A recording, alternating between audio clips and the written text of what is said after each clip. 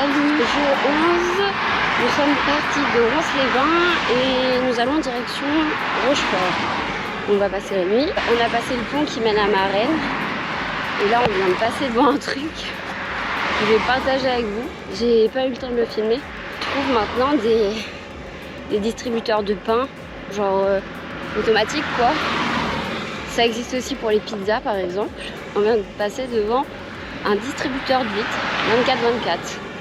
Voilà, il n'y a qu'ici qu'on voit ça, il n'y a qu'à Marennes qu'on peut se trouver ça je pense. Et du coup ça m'a bien fait sourire.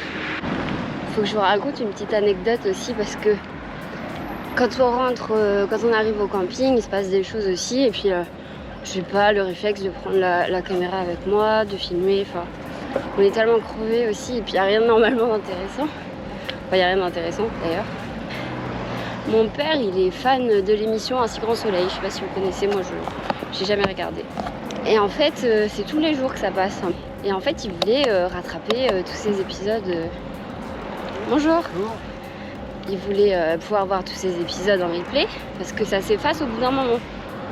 Et donc il voulait absolument des écouteurs parce qu'il en avait pas. Et comme il a un iPhone sans prise écouteurs à fil et il voulait des écouteurs à fil, je lui ai trouvé une paire d'écouteurs avec une sortie Lightning pour l'iPhone. Et il se trouve qu'en fait hier on a passé une demi-heure à essayer de comprendre comment fonctionnaient les écouteurs parce qu'ils étaient Lightning, donc à fil quoi, on les a branchés, mais en même temps ils étaient Bluetooth. En fait il fallait se brancher et se connecter en Bluetooth. Genre moi j'avais jamais vu ça, soit les écouteurs ils sont filaires, soit ils sont Bluetooth. Et là genre le truc il faut connecter aux deux. Donc je sais pas pourquoi. Et ça fonctionne que si on fait les deux. Voilà, trop bizarre. C'était la petite anecdote du jour. C'était hier soir, voilà. On a perdu une demi-heure à essayer de comprendre comment fonctionnaient ces foutus écouteurs. Il nous arrive des choses incroyables.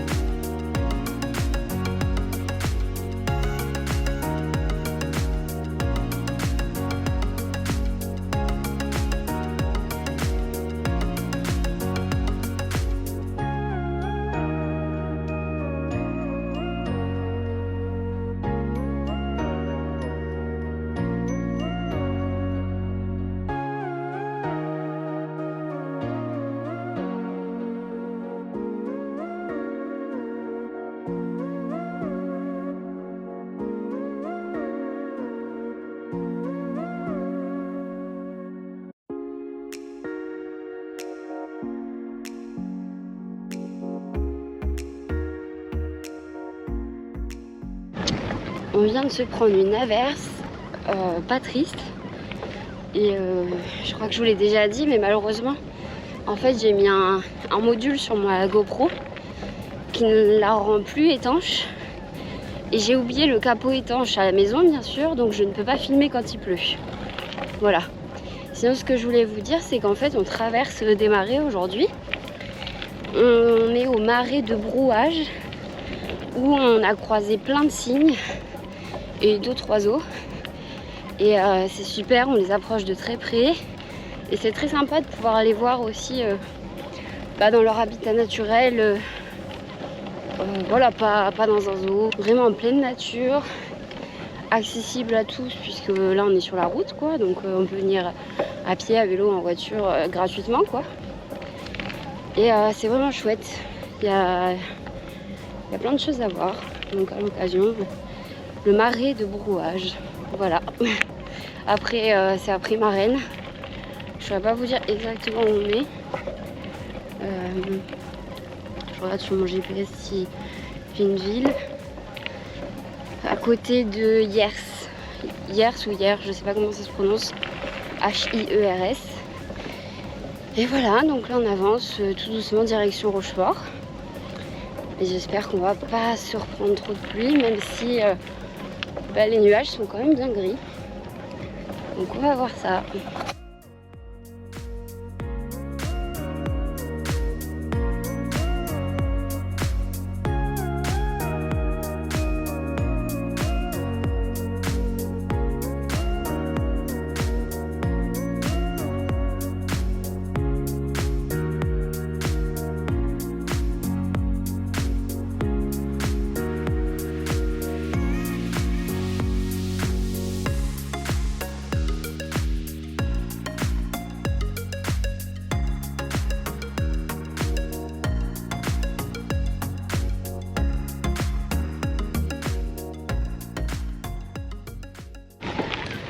voulais revenir aussi un peu sur la notion de tourisme durable et faire passer un message qui pour moi et sûrement pour d'autres personnes paraît vraiment complètement évident.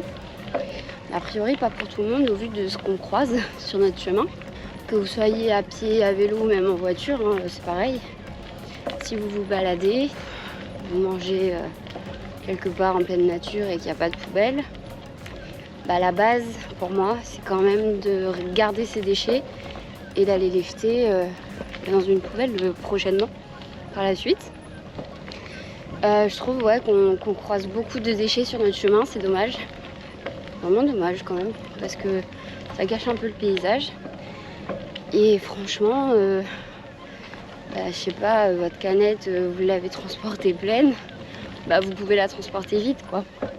Et si vous avez peur que ça coule, et bien vous prenez un petit sac plastique, un petit sac poubelle avec vous et puis vous jetez tout ça en arrivant à la maison. Ça peut paraître idiot ce que je dis, mais malheureusement, il y a beaucoup de déchets dans la nature. Donc je pense que le tourisme durable a quand même nécessite quelques actes écologiques et de bon sens, hein, autant le dire.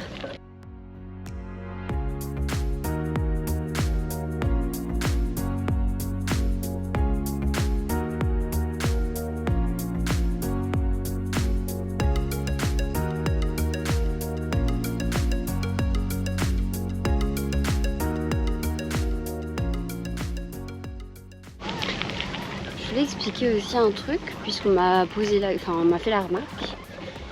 Quand j'ai dit que je faisais Toulouse jusqu'au Havre et que ça me faisait un peu plus de 2000 km, on m'a dit mais n'importe quoi, Toulouse au Havre, il n'y a pas 2000 km et tout. Bah ouais, en fait, si tu passes par l'autoroute et en voiture et tout, il y a sûrement, je sais plus, je le fais en voiture, je mets 9 heures à peu près, de avoir moins de 1000 km, ça c'est sûr. Enfin, presque sûr, je sais plus. Mais en tout cas, c'est vachement plus court, ça c'est certain. Sauf qu'en fait, nous, on prend pas l'autoroute, on prend pas les grandes routes. Et donc on emprunte des pistes cyclables, majoritairement des chemins où les voitures n'ont pas accès, donc déjà c'est pas le même chemin. Et en plus, les circuits cyclables qu'on emprunte, comme la Vélodyssée par exemple, où on est en ce moment, bah elle va pas au plus rapide. Moi j'ai mon GPS Komoot que j'utilise, je vous en parlerai un petit peu plus une prochaine fois. Je donnerai mon avis dessus. Mais c'est pas le sujet, c'est juste que mon GPS à moi, c'est un GPS vélo, il fait au plus court avec des itinéraires cyclables le plus possible quoi. Et il se trouve en fait la Vélodyssée par exemple, comme le canal des deux mers, et sûrement après pareil pour la vélo maritime, en fait c'est pas au plus rapide, c'est au plus joli. C'est ce qu'on en a déduit. C'est-à-dire que des fois, au lieu d'aller tout droit, comme le propose le GPS, le circuit va faire un détour et c'est pour aller voir un petit port, pour aller voir des trucs plus sympas. Ou parfois juste pour pas prendre une départementale où les voitures roulent à fond et se faire percuter quoi. Donc c'est pour ça que les kilomètres qu'on fait sont vachement plus élevés, que ce soit sur la globalité comme sur chaque étape bien entendu. Donc c'était un petit peu pour éclaircir le sujet, parce que j'ai eu la remarque plusieurs fois. Voilà, en fait c'est tout bête, hein, c'est juste non, on prend pas l'autoroute, sinon ça serait vachement plus rapide mais vachement plus dangereux aussi. Donc voilà pourquoi ça prend plus de kilomètres et donc plus de temps.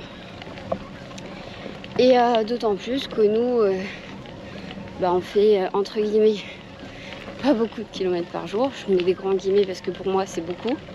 Pour mon père c'est rien du tout. Même s'il n'a pas l'habitude d'en faire quotidiennement, il en fait quand même régulièrement. Et puis on croise quand même des gens qui font 100 à 150 bornes par jour. Nous on en fait en moyenne 50. En moyenne, large.